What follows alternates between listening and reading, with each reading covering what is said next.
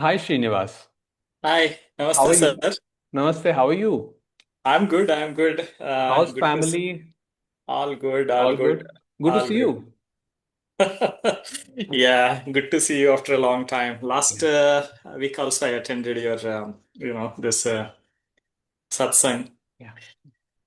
So going on, I'm looking forward to have one more get together actually. Yes. Okay. So yeah, looking Brilliant. forward to it. I think I'm al- our guys I'm are al- arranging something. I'm also looking forward and I'm telling these guys, yeah, kuch karo, do something. Yes. Although I talk about non-doership, I'm saying do something. No, no, no, no. I think it happens, right? So It is also happening. Yes, true, true. yeah, So, yeah. because I also love to travel and meet you guys. So I really Right, right. and the Mumbai group, the Mumbai retreat has been very close to my heart because that was the Yeah, first, yeah. and it was a First, beautiful interaction that we shared. beautiful, So yeah, beautiful experience and quite profound so far, whatever I have encountered in my life. So it's an unforgettable retreat. It was. So yeah, I have been, nowadays reading a lot of books written by Thich Nhat Hanh. Thich Nhat Hanh. He's a Buddhist monk based out of, I think he has the Plum Village in France and all.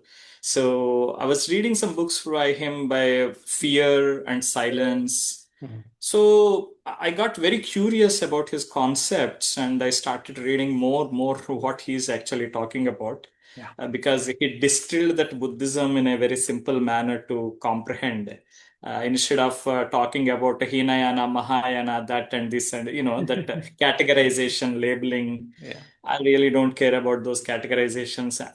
End of the day, whether what's in it for me and what do I get out of it, right? So Yeah. so I've been reading and I have been following your Advaita concepts by both I am that and then Ramana Maharshi concept. So I was trying to make sense out of because uh, right now I've been reading a lot about this Buddhism. Mm. So observing the suffering and what's causing the suffering Mm. and how do you actually prevent it, right? All those things he's talking about mindfulness, being in the present moment, don't think about the past and the future and all that stuff. So um, that's good. Actually, I'm feeling good. I'm getting some benefit out of that reading for sure. Trying to implement it as much as I can. But I was actually trying to hash this concepts with the Advaita. End of the day, uh, when you actually reconcile, right? You're reading lots of concepts Yeah. by many Yeah. people, but how does it make sense to you to get because human mind wants always a logic to make sense, otherwise it will go mad, Mm. right? Yeah. So Yeah. you have to come up with a rationale or a theory to justify that why it is the way it is. It doesn't actually try to accept the way it Yeah. is. So my question is more towards this suffering, the arisal of the arising of that suffering and all these Buddhist concepts, how does it actually integrate with the larger context of the Advaita or Vedanta, actually? Well, now I don't know much about Buddhism and its concepts, but from whatever little bit I have read, and especially, Thich Nhat Hanh's teachings are beautiful. I really, Beautiful. yeah, beautiful and very peaceful being. And, just listening to his voice puts you in a state of calm. Oh my God. Mhm. Yes. Yeah. So, from what I see, now again, I'm here talking about concepts very loosely Mm. because you are also aware that I do not identify as an Advaita teacher per se, and Vedanta for me is a philosophy, so that is completely different. So I talk about my experiences, I talk about heart, and then I leave it to interpretation, but whichever way people want to see it. So, from what I see, the central concept again is that there is no self, Mm. right? And everything is an interconnected uh, uh, Mm. phenomena. Now, I have gone through certain teachings from Theravada Buddhism where they talk about dependent origination and um, the five skandhas, and which Mhm. are amazing, beautiful teachings. But from what I see, the central concept is that suffering has to be felt totally. And this is where Mhm. I draw similarities between J. Krishnamurti also. Now, I'm glad he's not here, otherwise, he would have blasted me for comparing. And he did that, to a Buddhist monk. The Buddhist monk came to him and he said, I see a lot of concepts similar to what the Buddha said. And he immediately got defensive and he was like, why are you comparing, sir? So, so the idea again is that now if you heard Thich Nhat Hanh, he says the way in is the way, something like the way out is the way in, is through the way in, Right. which is so similar to me, um, like what Bhagwan is saying. The way is inward, the happiness is inward. So what that means, in context of what we discussed today, we'll just briefly just try to describe that. Now I talk about the subject and the object relationship. Why does suffering happen? That is the fundamental question. You see, suffering never happens in isolation. Suffering happens in this dualistic split of mind, me, and the other. You see, when there is other, always there will be suffering. You know, there is a feeling here, there is discomfort here. There is something I'm experiencing here, but what is continuing that experience of discomfort, like unbearable pain, where I don't want to be here, is there is an other. There is an other. So that means there by default there has to be a me because the other cannot sustain without me. Without me. So in this dance of me and the other, this suffering is being caused.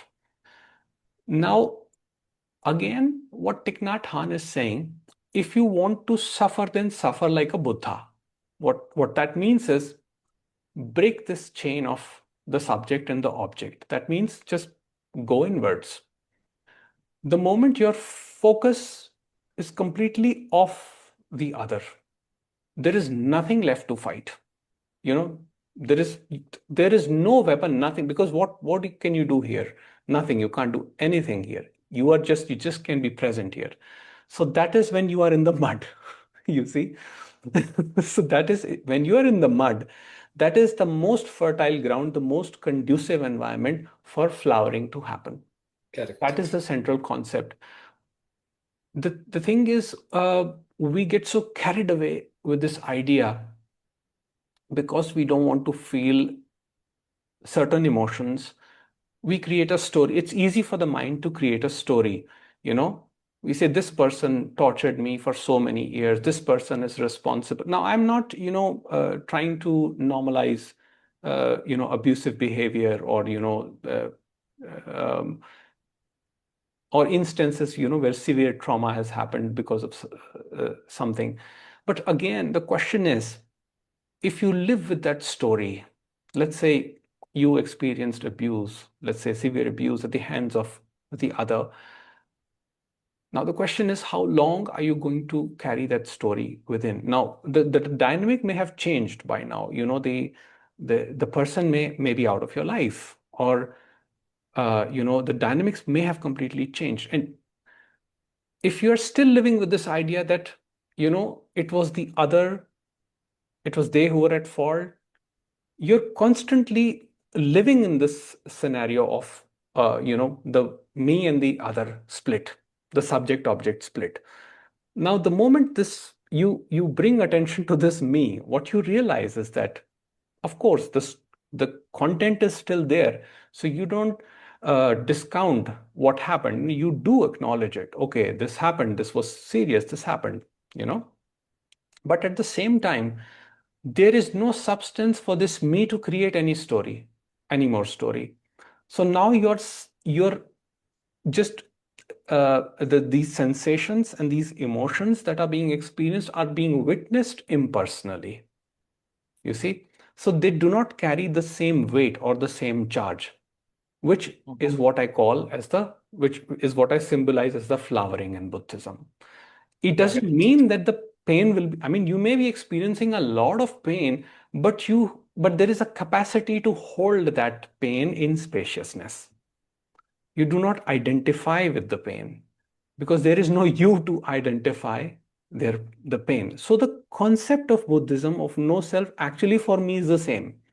It's the Now, same. Yeah. is the same. Now there is a debate between intellectuals where they say no, no, no, but there is a Parabrahman and the Parabrahman is almighty. All no, man, it's the same thing. It's It the is. same thing. That's what I was getting at. See, Yeah. I had a debate on this. One of my strong Advaita, he's like, Advaita is the way, nothing else matters. So he's like that actually. So and then I said, if you observe deep layers, everything is same actually. If you Yeah. cut through the shaft and everything. I mean, like, everybody is saying in a different sense. Maybe I think some variation will be there. Yeah. Uh, but uh, but if you observe very closely, they are saying the same thing. Every single teacher is saying the same thing. There is no difference, you know. Yeah, And it's then I start laughing when I see that so much similarity between what Nisarga Datta Maharaj and J. Krishnamurti is saying or what Ramana Maharishi and they're all saying the same thing. And the moment anybody comes to me for debate, I run. I just run like a because I'm not at all interested in any kind of interested, not at all. debate or trying to prove anything to anybody. You know, Absolutely, so I'm like, you absolutely. win. I do. Even yes, yes, Yeah, yes. I'm going. So I say, yeah, yeah, Because there is okay. nothing to prove there. That's it. Thank you.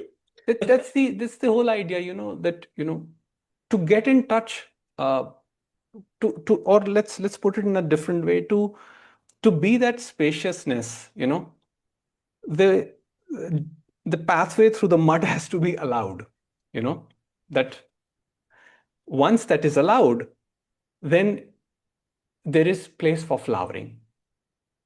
There is a Yes. beautiful place for, which means that the content may still remain. Things may still not be going right around you, but there won't be disturbance because of that. Yeah, but the capacity to hold the mud Yeah, without any judgment and turn it into compost kind yeah, of a thing, the yeah, suffering, yeah, allow the lotus to bloom. yeah. Probably that takes a certain level of effort, or is it effortless? Or is it a practice? Or is it a practicelessness? Just a shift in the mindset? You see, Sometimes that is effort, where I get stuck. yeah, the effort is just going to break the flower. Why would you put effort, into flowering?